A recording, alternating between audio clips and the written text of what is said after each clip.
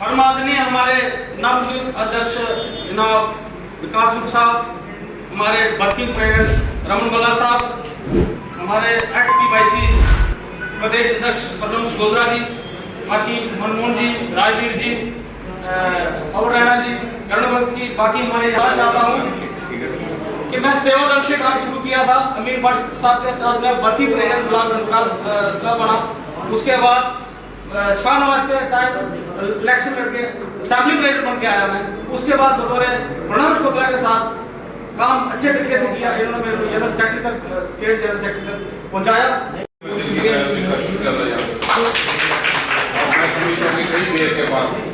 आप लोगों के भाषण में जोश बहुत ज्यादा था, हम आपकी कदर करते हैं। क्या यही एक वजह थी कि सोनिया जी ने मेंबरशिप का एक रास्ता यहाँ पे खोला था? 21 ढंग से अपने अपनी मेंबरशिप करके अपनी ताकत वहाँ पे दिखाएं।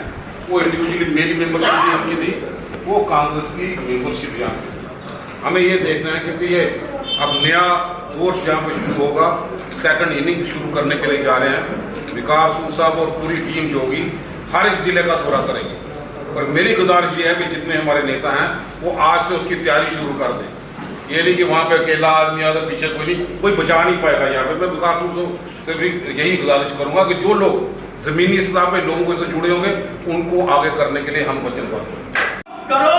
हम गिला नहीं करते, वीराने में फूल कभी खिला नहीं करते, मगर इतना याद रखना सूल साहब, प्रणव सगोत्रा जैसे जुगाड़ू नेता की मिला नहीं करते। प्रणव सगोत्रा जैसे मैं पहले बोलने के लिए खड़ा हुआ था, निकल गए थे। किसी का नाम ना लेते हुए मैं सिर्फ एक शेर बोलना चाहूंगा। मुझे उम्मीद है मेरे तमाम साथी मेरी इस बात को समझेंगे। कुछ लोगों का बोलना है कि कांग्रेस खत्म हो गई, कांग्रेस कहीं नहीं है। मैं ये बोलता हूं कांग्रेस यही है, कांग्रेस यही थी और कांग्रेस यही रहेगी। और एक शेर बोलना चाहूंगा, अल्लाह साहब संघर्ष करो।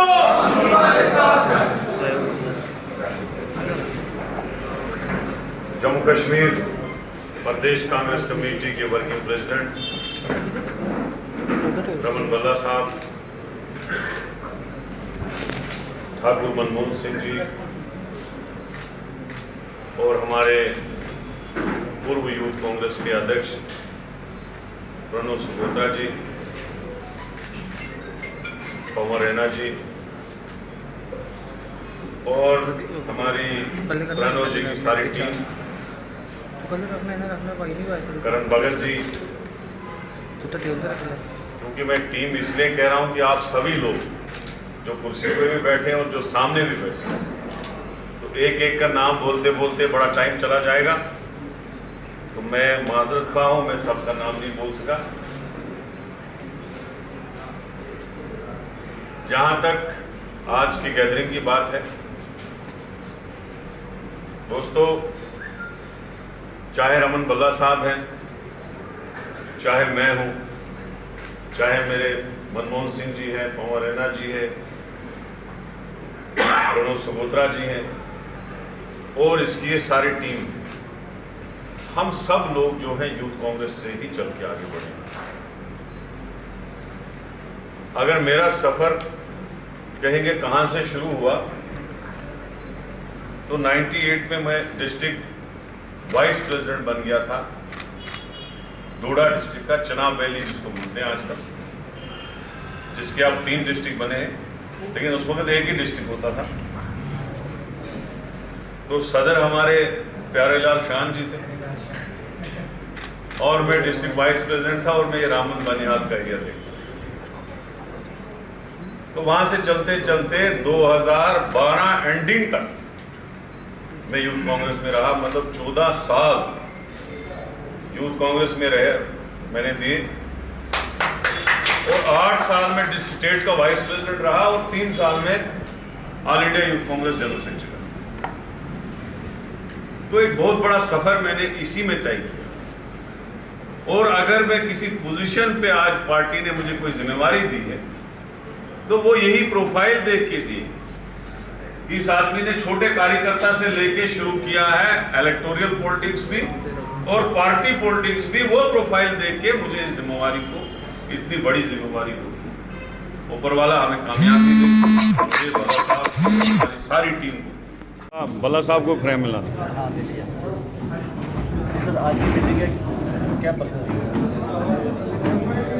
देखिए, कांग्रेस पार्टी की प्रायोरिटी है सीनियर लीडरशिप को पूरी रिस्पेक्ट देना और सीनियर लीडरशिप के साथ साथ जो वैक्यूम क्रिएट हुआ है उसमें सेकंड लाइन लीडरशिप को आगे लाना, उनको मौका देना और उनको आगे बढ़ाना।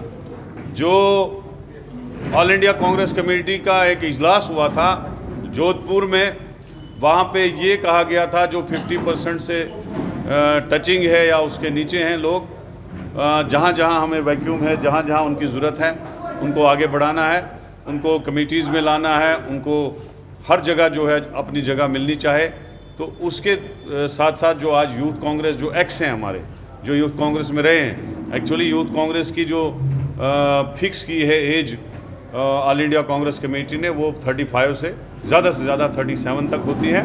तो उसके बाद जो है वो एक्स यूथ कांग्रेस हो जाते हैं। तो जो एक्स यूथ कांग्रेस जो ऑलरेडी कांग्रेस में रहे हैं, चाहे NSUA में रहे हैं, चाहे यूथ कांग्रेस में रहे हैं, उनको प्रायोरिटी मिलती है आगे जो सीनियर कांग्रेस है उसमें।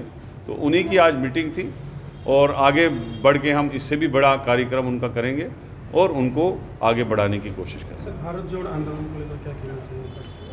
देखो, भारत जोड़ो आंदोलन जो है वो एक जो गवर्नमेंट 8 साल से मोदी गवर्नमेंट है, जो उन्होंने लोगों को तोड़ने की बात की है, जो लोगों को एक दूसरे के साथ लड़ाने की बात की उन्होंने।